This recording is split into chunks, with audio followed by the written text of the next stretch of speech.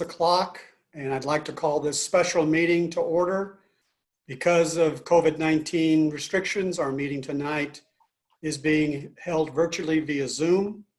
The council, the city staff, and myself are all joining remotely, and the public is invited to participate by using the instructions included in the city council calendar item listed under the front page of the missionks.org website. Public participants will be allowed to make comments through the chat feature. Please note that your comments are visible to everybody. If you wish to submit a public comment, please include your name and city of residence for the record. Please be conscientious of others trying to speak, and speak slowly and clearly. And if I need to confirm something that may have been difficult to hear, I will do so.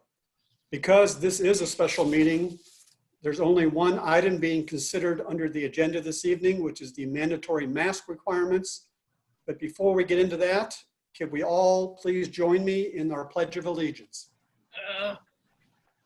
I pledge allegiance to the flag of the United States of America and to the republic for which it stands, one nation, under God, indivisible, with liberty and justice for all.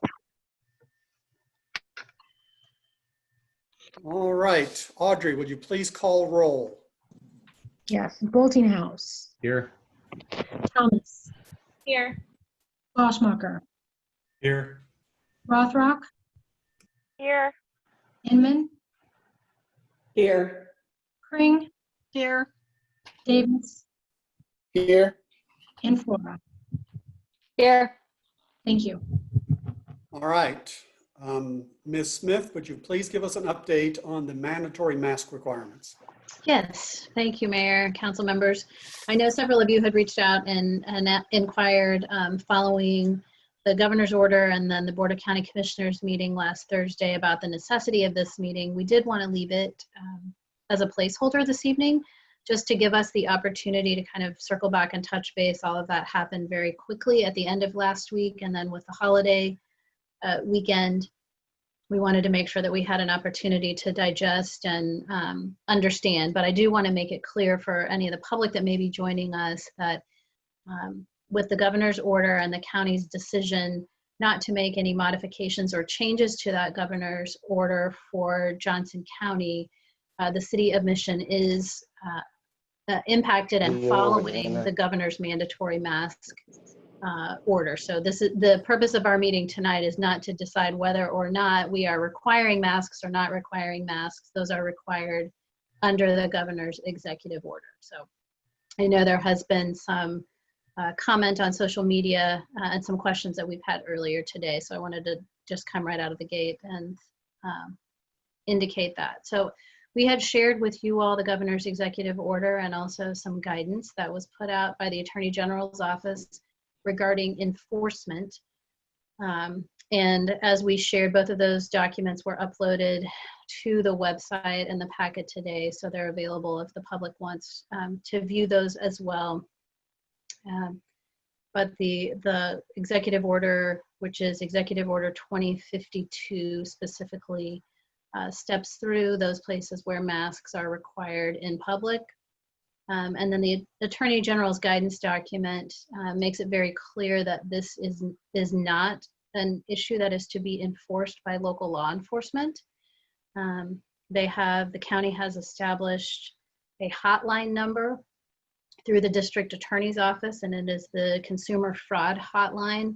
And we can post that in the chat feature, but that number is 913-715-3033, and that is the number to which either members of the public or we as a city entity, if we become aware of issues or concerns with violations of the mask order, that we are to report those, and then it will be up to the county to make a determination about how to move forward with specific enforcement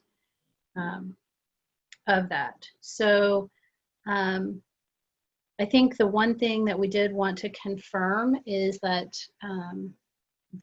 the city would be able to implement our own mask ordinance. That was something we talked briefly about the other evening, and I think it's important just to confirm tonight whether or not the council wants a mission-specific mask ordinance. As I said, we are covered by the provisions of the governor's executive order.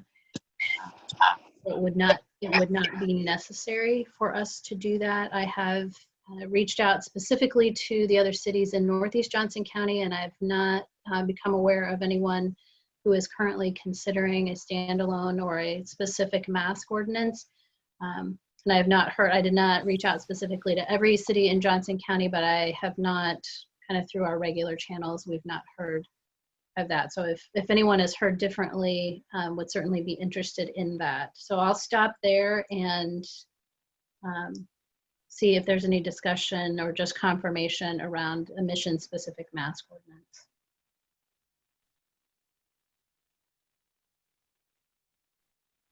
Solid. Yeah, Laura, I think it makes sense to hold off on any city-specific ordinance just for purposes of uniformity, given that we have the statewide order, and revisit if it's needed, if or when the state order lifts. And I did have one question, possibly this would be for you or for Chief, regarding enforcement. I saw in the AG's guidance, it did mention one exception to it being civil enforcement only, and that was if a business asked someone to leave for not wearing a mask and they refused to wear a mask and refused to leave, that could be a trespass charge. So I was wondering if you could speak to that. I can, but I believe the chief is on as well via phone, so he's probably much more. We discussed that. Was something we discussed at length the end of last week when the order first came out. So Chief, are you one of my unidentified users on here? I thought can you that hear me? was you. Yes, we Yes. can. Okay, yes, I'm on 49 driving, hands-free. So that's correct. We went through this a couple years ago with the state gun laws when those changed. And if we get a complaint that somebody's not wearing a mask at a business, it is up to the management or the property owner for that business. If they want that person to leave, then we show up, and it is a trespassing issue. Again, it is all education up front. Some people may not know about the order, and we would encourage them to put a mask on, or they need to leave. If they don't leave and management or the owner of the property wants to prosecute them for trespassing, then we will certainly do that, and that charge would be trespassing. And the council member is absolutely correct. As far as the mask itself goes, that is a civil action that law enforcement generally does not take action on civil matters. To my knowledge, we did have a call at one of our restaurants the other day where the person did not want to put a mask on, and it turned into a verbal disturbance, and the person left. We did a report on that and give them a trespass warning. But it would all fall under trespass as it did years ago with the gun laws. Thanks, Chief. All right, Mayor. any other questions, comments on the first part of Laura's subject here? I think Mayor, Councilmember Davis had a question. Yes, Ken. first of all, I support Councilmember Flora's suggestion that we hold off on an ordinance. I do wonder what role the city might be playing in terms of education around this particular matter, because it seems that the public is not aware of the fact that this is not a criminal condition and is a civil one. And so I was wondering if there's any role that the city could play with regards to educating the businesses about this order.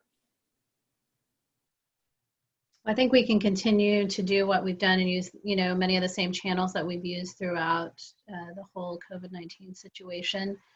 We've opened up lines of communication, with our multifamily complexes, with the business community, with the faith-based community, and elsewhere. So certainly we can continue to educate in all of those, in all of those ways. I do think there will be confusion, again, because we live in a, bi-state, multi-county, metropolitan area where the rules of the game change depending on which city, county, or state you might happen to be in. But we can certainly do our best to educate for those people who are living, working, and visiting here in Mission. Anybody else have a question?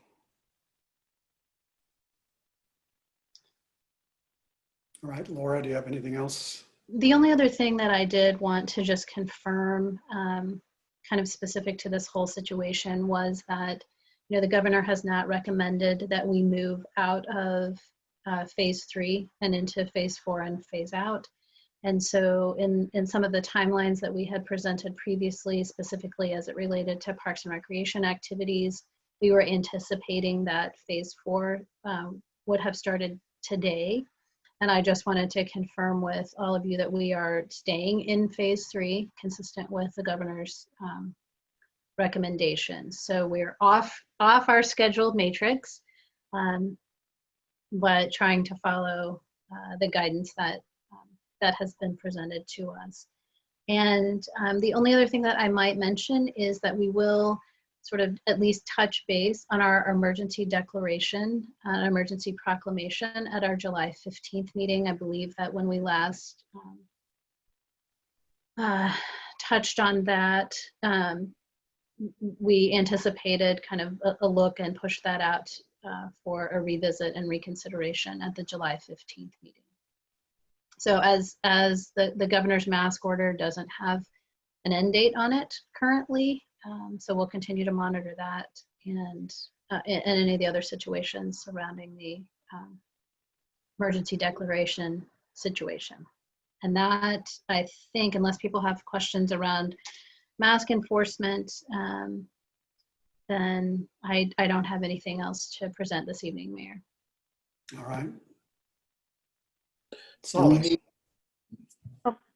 Laura, I had questions about community center operations. I had sent you a note earlier today that at least one other Johnson County city seems to be taking the position that the mask order would allow for no masks if you're on a piece of exercise equipment inside, but I don't see anything in the order that would allow for that exception. So I was wondering if we'll now be requiring masks at all times in our city facilities, including the community center. So we very carefully read, and that was sort of our interpretation when we initially read through the order last week, was that masks would be required at all times. If you look at section 3H of the executive order, and I don't know if I can share the screen. Let me find it quickly.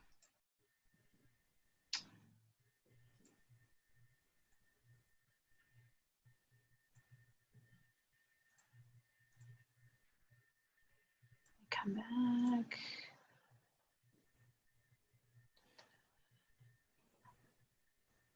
I picked the wrong one, sorry. You want me to read it? Me to share? Yeah, if Emily's way better at sharing than I am. Basically, it talks about guidance from a professional or recreational association regarding strenuous activity. And so we actually had reached out and had received some guidance. Well, Kansas Recreation and Parks Association indicated that you should check with your county health departments for guidance. When we did that, there was some information that came out at the end of last week from our Johnson County Department of Health and Environment. It was very specific to pools, but I know that Director Almany followed up and asked the question about cardio equipment that was spaced 6 feet apart. And we did receive some guidance back in writing from the Johnson County Department of Health and Environment that as long as that equipment was spaced out, that the masks would not be mandatory. And then I also asked Penn to reach out specifically to Lynette, which I believe was the city was mentioned in the Shawnee Mission Post article that had some very specific kind of guidelines and clarity around the mask wearing at the community center. Their director indicated, and correct me if I don't get this right, but their director indicated their deputy director serves on the KRPA board and a task force that is advising the governor, and that is where their sort of interpretation and guidance came from. So I think our position has been that getting anywhere moving in and around the facility, but for when you step onto that piece of cardio equipment, you have the mask, including on the pool deck. And Right. a follow-up, if I could. Faith, Ollie, and then Ken. Related. Yeah, so the order says that there has to be a determination that the activity cannot be safely conducted while wearing a mask or face covering. So I guess I'm just curious in follow-up if we have that finding from any of the list in the order that it could not be conducted safely while wearing masks. I don't know that they go that far. I think their guidance has been that they believe that it could be interpreted not to be required if the cardio equipment was spaced 6 feet apart. Ken? Okay. I guess my question is back to Laura. Did you want the council to weigh in on extending phase 3? I don't think you need to. I think what you did when we sort of adopted the reopening plan is that we indicated that that would be best case, the dates indicated, and the plan would be best case scenario based on guidance from the governor's office and others. So I feel as if we're, as long as we're following that consistently, that I don't feel like you need to reauthorize us staying in phase 3. Okay, thank you. Any other comments, questions? Solly? Sorry, I had one more, also related to prior communications earlier today and the mask exemption in the community center.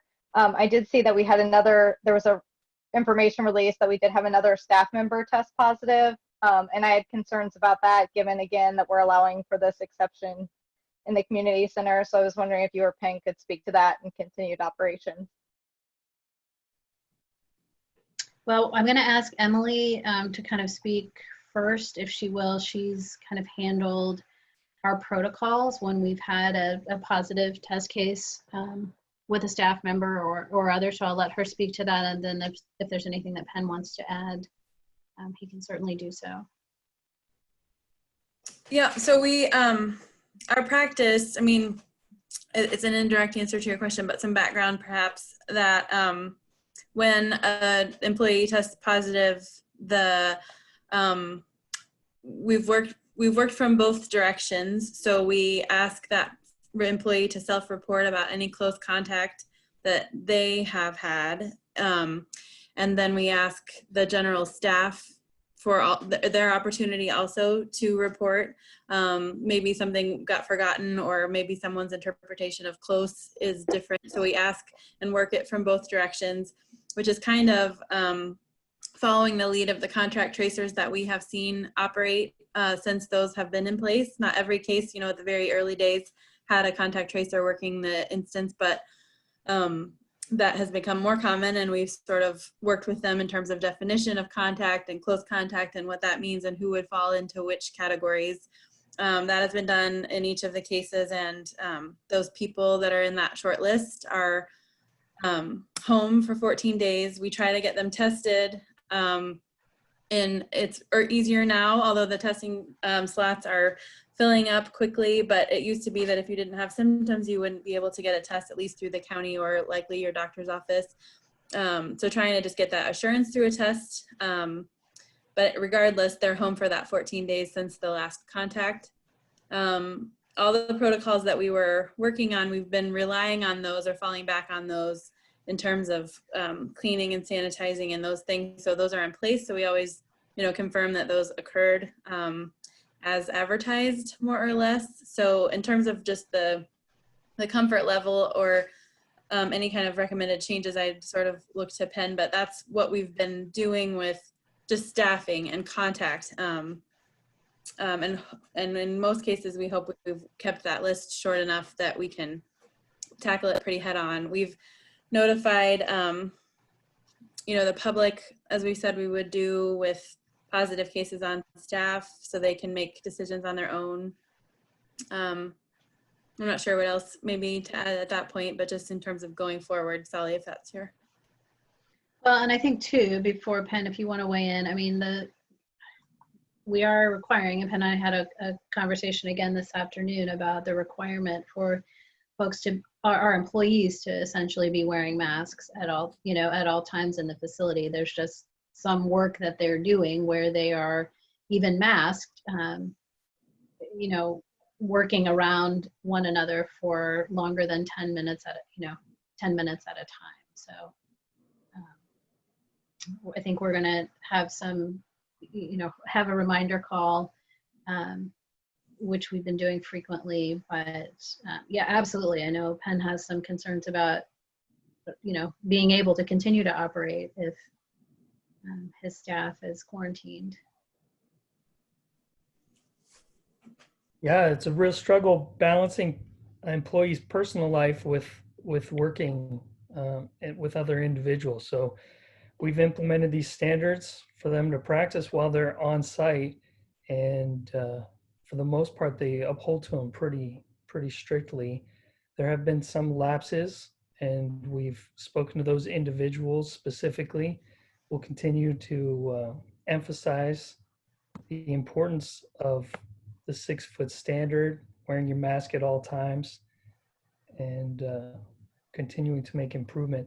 The best part of this process is that we are being transparent and notifying everyone of that potential, and we are tracing to the best of our ability and making sure that we're mitigating in every instance.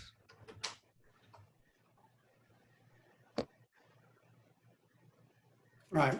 Any other comments, questions? And we have a chat item. Let's see, from Ann O'Leary. Do you have a protocol in mind for how many staff cases is too many? I don't know that we have a specific protocol. Unfortunately, I would have loved to have said any staff cases were too many. I don't want anyone to have contracted this. The challenge that we have found is that while we have much stricter controls while someone is on site at work with us, what they are doing outside of work is somewhat outside of our control. So, making sure that people are reporting symptoms, making sure that we are trying to get people tested as quickly as possible, isolated. The contact has been, I think, very, very direct. And so far, I think that where we've had the exposures with a staff person, I don't feel as if we've spread it particularly among the staff. I don't know if Emily would say that's a fair assessment. We tend to be catching these as we identify the positive cases and isolating, and then absolutely limiting the spread within the departments. I think in some respects, in Penn's case, he has the largest. Factoring in his full and his part-time staff, he has the largest department, and so the odds that we're going to see some of that activity among his staff is not entirely, surprising, just in part because they've been completely shut down for the last, 2.5, 3 months, and so we knew that risk of exposure would increase as the facility started to reopen.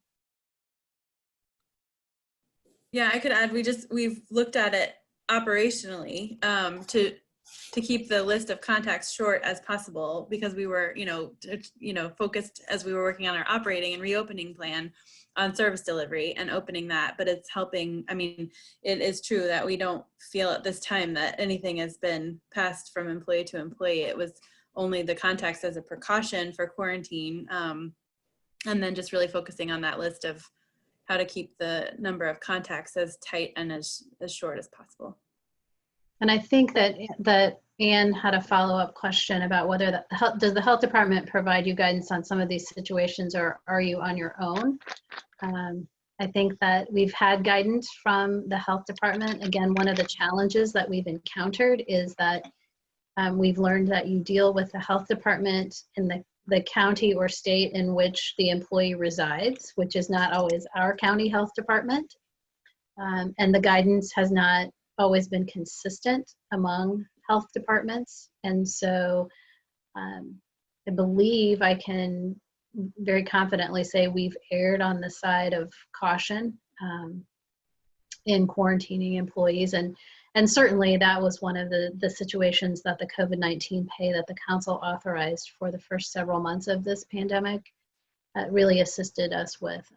And that was, getting people to stay home without worry with respect to salary and compensation. Hillary, did you have a comment? I did, just a follow up to Anne's question. I read her question and interpreted if there's a number in mind for the community center to close. Is there something concrete that, if we hit a particular threshold that we have to assess the safety of the whole facility? Maybe that's not what Anne's intent was, but just wondering if you could speak a little bit to that, Laura. Yeah, and I think Penn can chime in, certainly. I think it's going to depend on the position. So there are certain areas of the facility where there's better overlap and cross-training that can occur. So I think we'll just have to evaluate that on a person by person or position by position basis. I know Penn talked about just even the stressors in the facility today with the number of staff, that we've had, and that's a fairly light demand in terms of patron load. So we'll do our best to stay open, but certainly don't want to create an unsafe condition for anyone if we don't have enough staff to keep the facility open.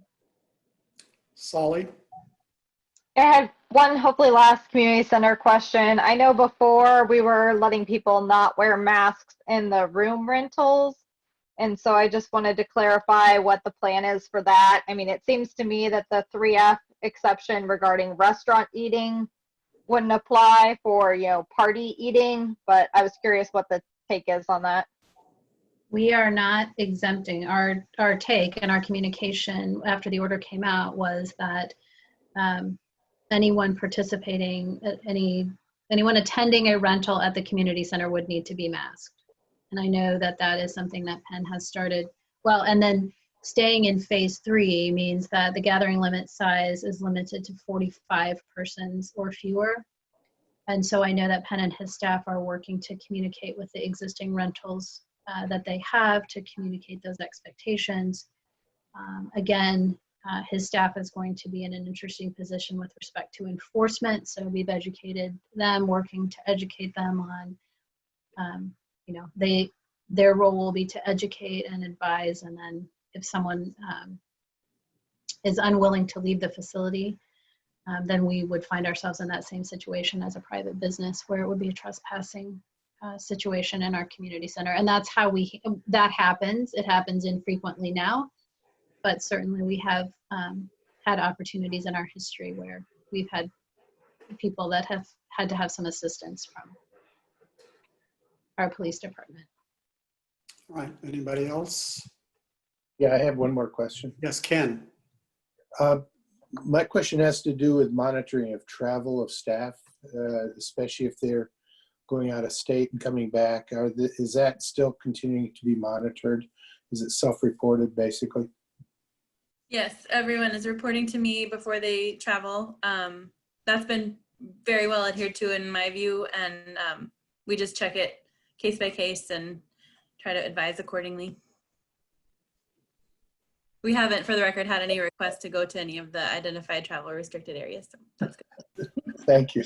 But I would stop it if I had to. All right, any other comments? All right, seeing none, then before we adjourn tonight, I want to share with the public that the video from this meeting will be available through a link on our website, missionks.org. There being no further business tonight, I will entertain a motion to adjourn. So moved. We have a motion. Do we have a second? Second. We have a second. All those in favor say aye. Aye. Give a thumbs up. Thanks. Thank you. Thank you, Laura.